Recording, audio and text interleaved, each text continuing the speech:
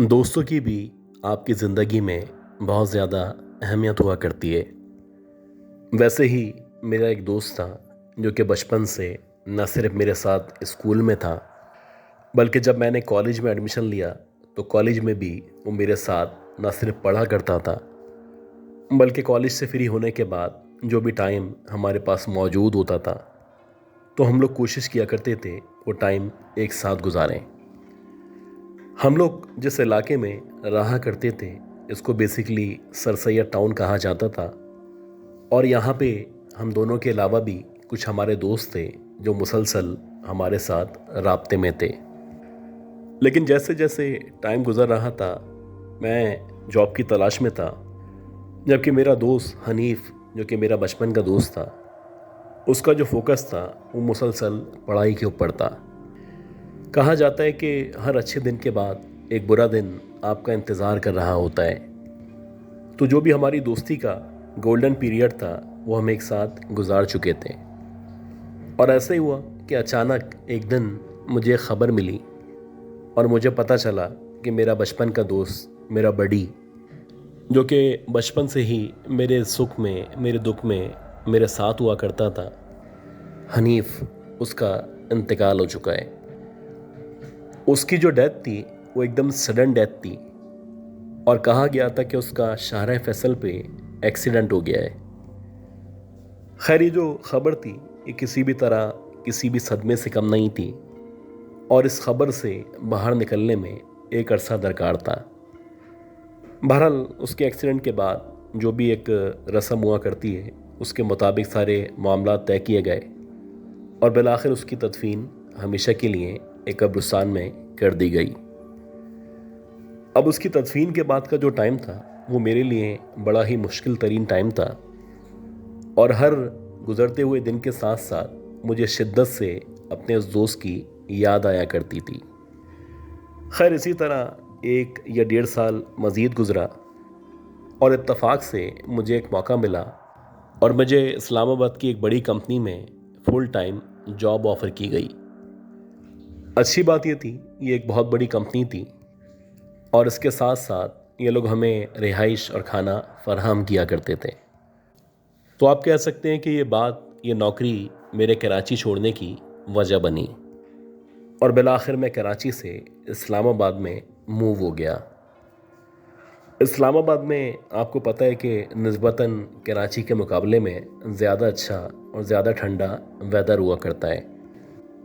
इसी तरह अगर आप बारिश की बात करें तो इस्लामाबाद में कराची की निस्बत बहुत ज़्यादा बारिश हुआ करती है। तो जब मैं कराची में था उस वक्त भी और यहाँ इस्लामाबाद में भी मेरी आदत थी कि जब भी रात के औकात में, यानी जब मैं फ्री होता था, बारिश हो रही होती थी, तो मैं एक कप चाय लेके अपनी गैलरी में या अपनी खिड़की में जाके खड़ा हो जाता था, और घंटों तक अगर आप मुझे वहाँ से वापस ना बुलाएं या मुझे कोई काम ना हो तो मैं बहुत सुकून से वहाँ पे बैठा रहता था।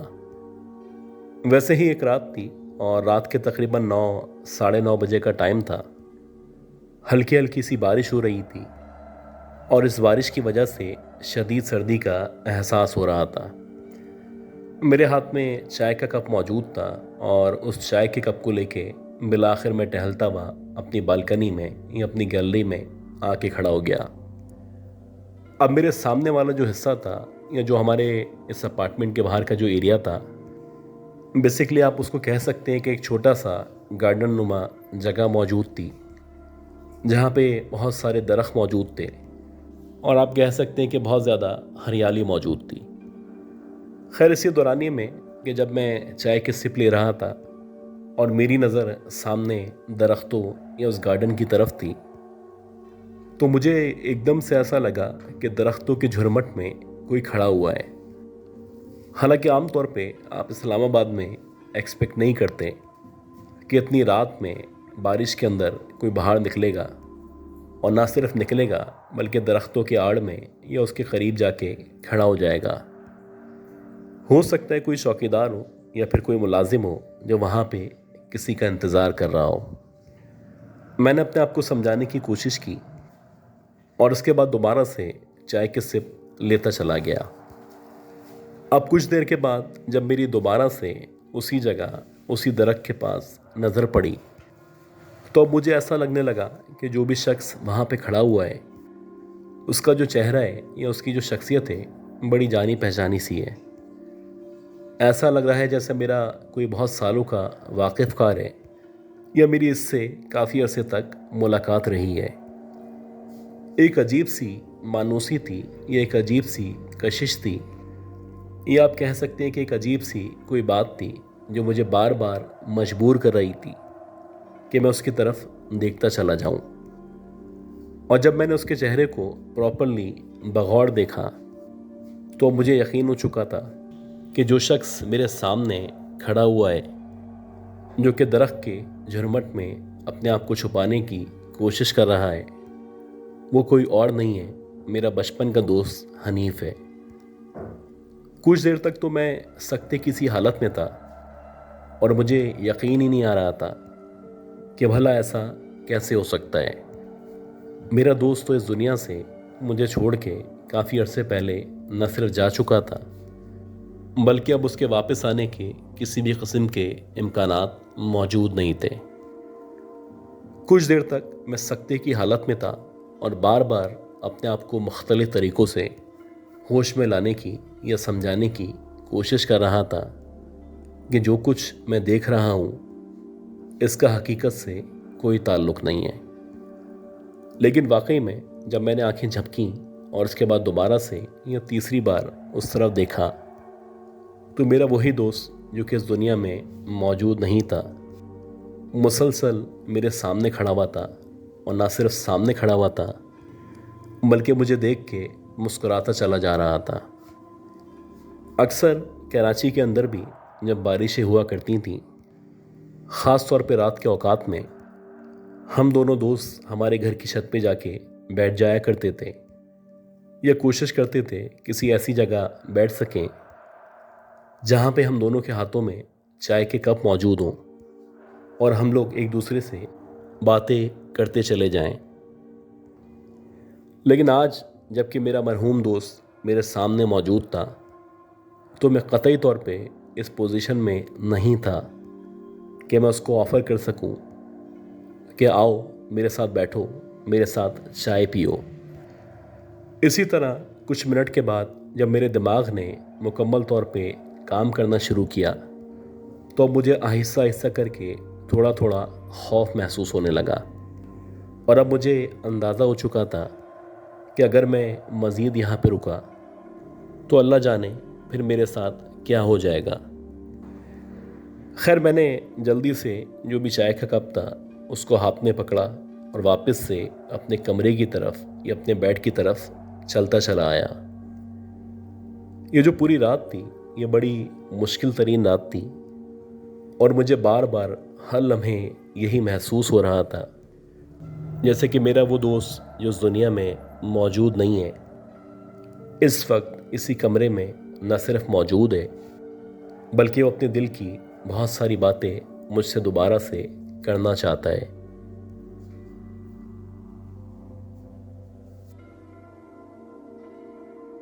अच्छा गाइस, उम्मीद करता हूँ ये जो पहली स्टोरी थी, ये कहानी, ये स्टोरी आपको ज़रूर पसंद आई होगी। अब हम चलते हैं आज की दूसरी बहुत ही खौफनाक कहानी की तरफ और मैं उम्मीद करता हूँ कि आपने अब तक इस ऑडियो को, इस वीडियो को लाइक ज़रूर कर दिया होगा।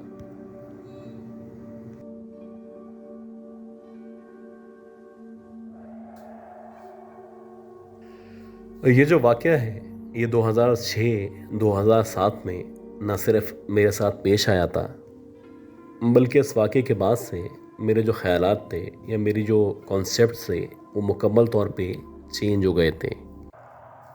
हुआ कुछ इस तरह से कि मैं 2006-2007 में जब पूरी कोशिश कर रहा था कि किसी भी तरह मुझे किसी बैनुल अक़वामी यूनिवर्सिटी में, ख़ास तौर पे यूरोप के किसी मुल्क में किसी अच्छी यूनिवर्सिटी में एडमिशन मिल जाए, तो वहाँ पे एडमिशन मिलने से कुछ दिनों पहले मैंने एकदम से नोट करना शुरू किया कि अक्सर मेरे घर के बाहर, ख़ास तौर पे मेरे कॉलेज या यूनिवर्सिटी के सामने, गर्ज़ के मैं जहाँ भी जाता हूँ एक अजीब सी फ़कीरनी है जो ना सिर्फ मुझे बार बार नज़र आती है, बल्कि ऐसा लगता है जैसे वो मुझे फॉलो कर रही है या मुझे कुछ कहना चाहती है।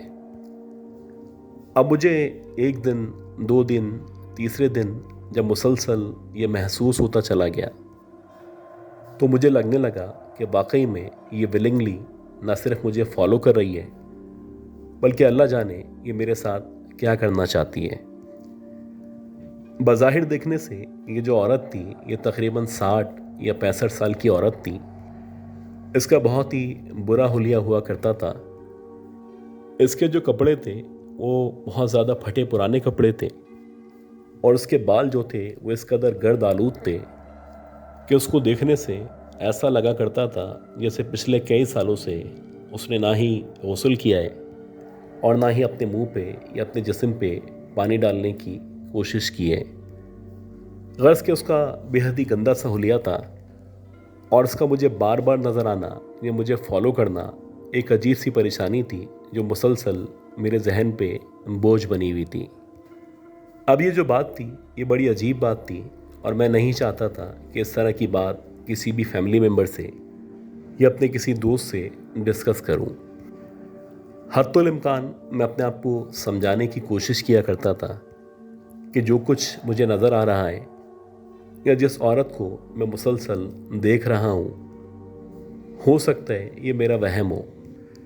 खैर, इसी तरह कुछ मज़ीद टाइम गुज़रा, और कुछ मज़ीद टाइम गुज़रने के बाद इत्तफाक से एक अच्छे यूरोपियन कंट्री में एक बड़ी यूनिवर्सिटी में मेरा एडमिशन हो गया।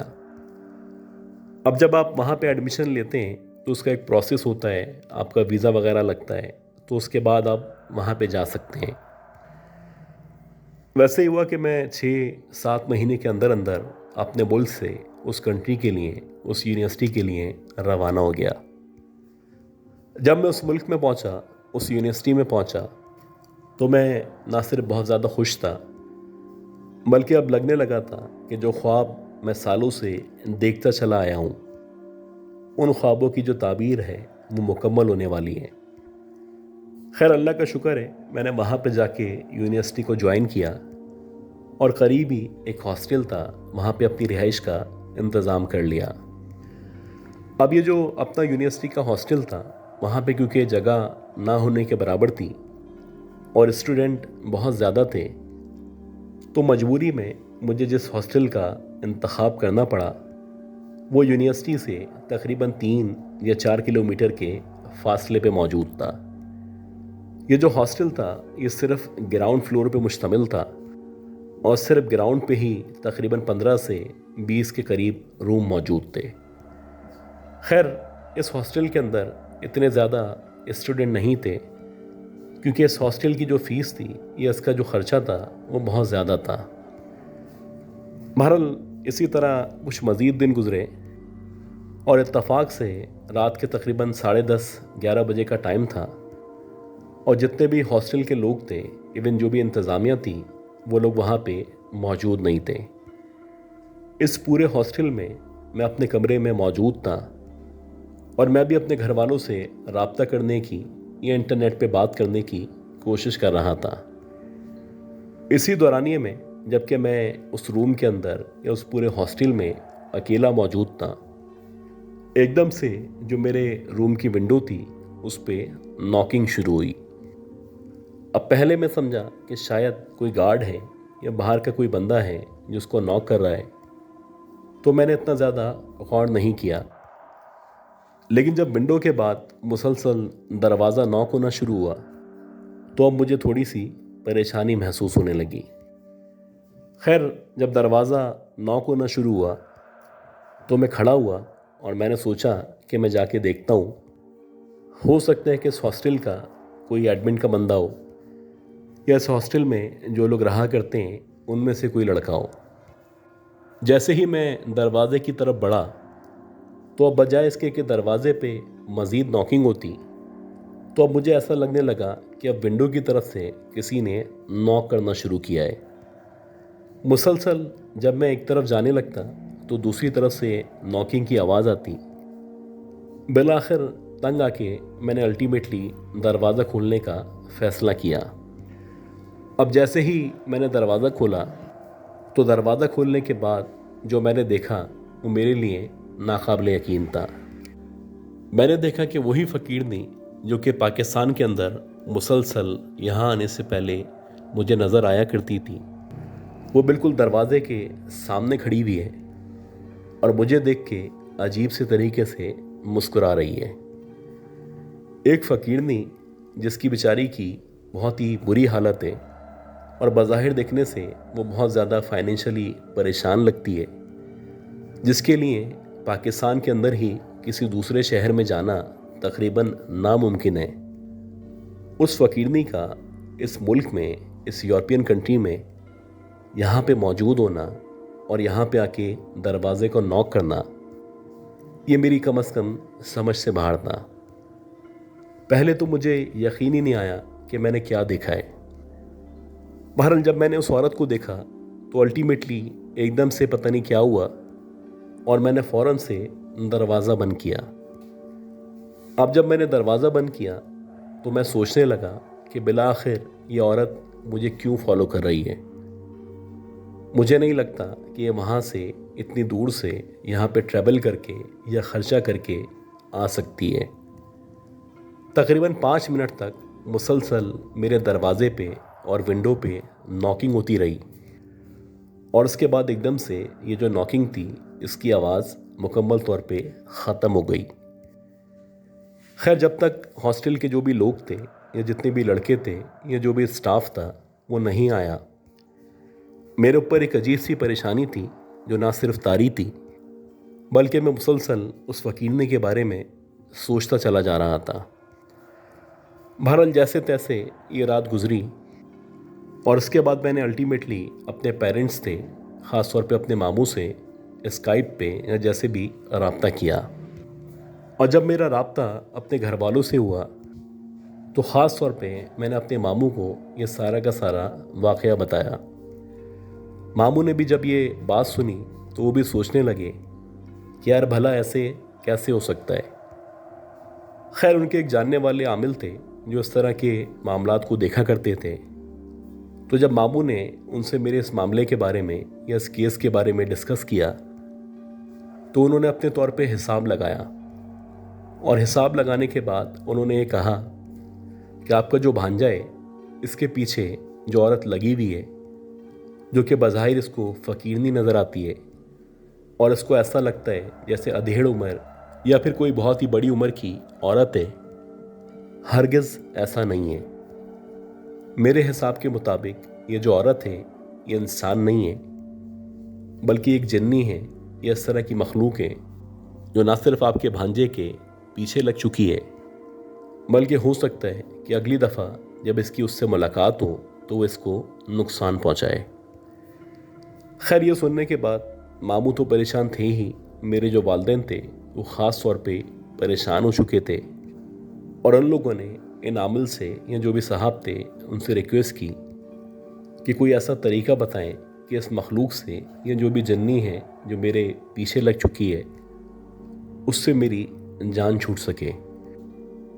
उसके बाद वो जो भी आमिल थे उन्होंने अपने तौर पे भी कुछ पढ़ाई शुरू की और मुझे भी कहा कि मुझे ऑनलाइन स्काइप पे लेके सिर्फ आप खामोश हो जाएं।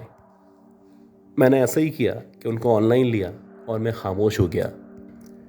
उसके बाद उन्होंने वहीं से ही कुछ पढ़ना शुरू किया और मेरा ख्याल है कि ये कुरान की कुछ आयत पढ़ रहे थे। इसी तरह करके उन्होंने 10 या 11 दिन तक यही अमल न सिर्फ जारी रखा बल्कि उन्होंने मुझे भी कुछ वज़ाइफ बताए और मुझे कहा कि इनको पढ़ना शुरू करो।